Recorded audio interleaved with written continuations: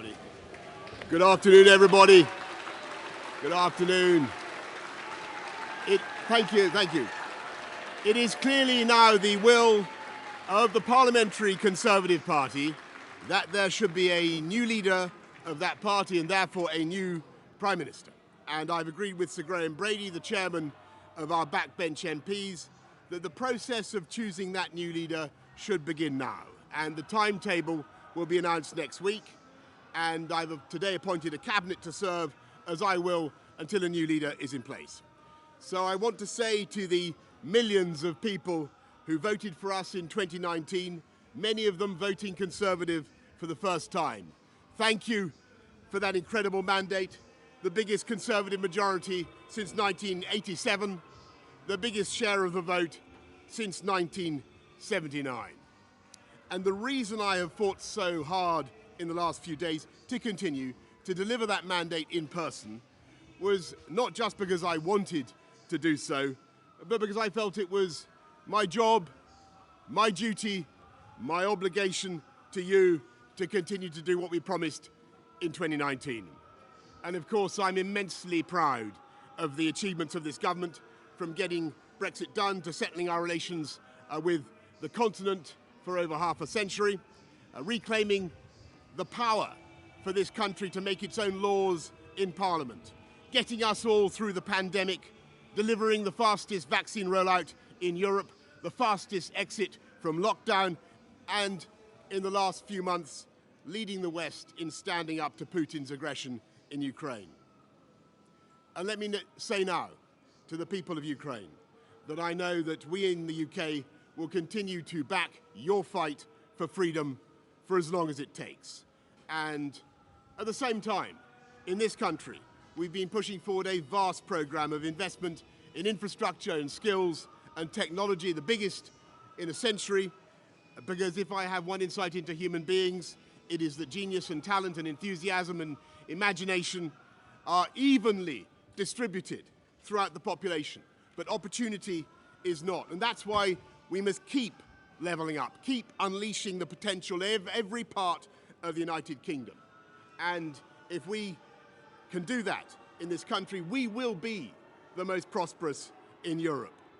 And in the last few days, I've tried to persuade my colleagues that it would be eccentric to change governments when we're delivering so much, and when we have such a vast mandate, and when we're actually only a handful of points behind in the polls, even in mid-term after quite a few months of pretty relentless sledging, and when the economic scene is so difficult domestically and internationally. And I regret not to have been successful in those arguments, and of course it's painful not to be able to see through so many ideas and projects myself. But as we've seen at Westminster, the herd instinct is powerful. When the herd moves, it moves. And my friends, in politics, no one is remotely indispensable. And our brilliant and Darwinian system will produce another leader equally committed to taking this country forward through tough times, not just helping families to get through it, but changing and improving the way we do things, cutting burdens on businesses and families, and yes, cutting taxes, because that is the way to generate the growth and the income we need to pay for great public services.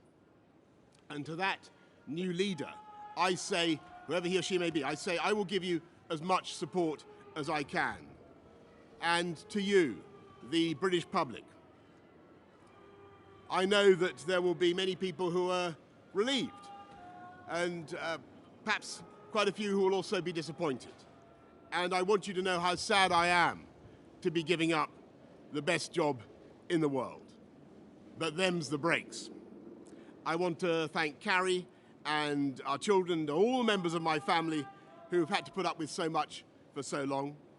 I want to thank the peerless British civil service for all the help and support that you have given our police, our emergency services, and of course our fantastic NHS, who at critical moment helped to extend my own period in office, as well as our armed services and our agencies that are so admired around the world, and our indefatigable Conservative Party members and supporters, whose selfless campaigning makes our democracy possible. I want to thank the wonderful staff here at Chequers. Above all, I want to thank you, the British public, for the immense privilege that you have given me. And I want you to know that from now on until the new Prime Minister is in place, your interests will be served and the government of the country will be carried on. Being Prime Minister is an education in itself.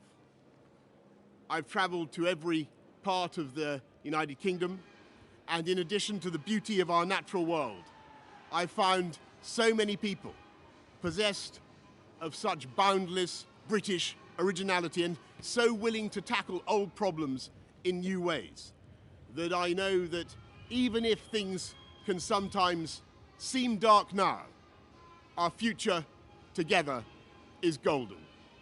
Thank you all very much. Thank you.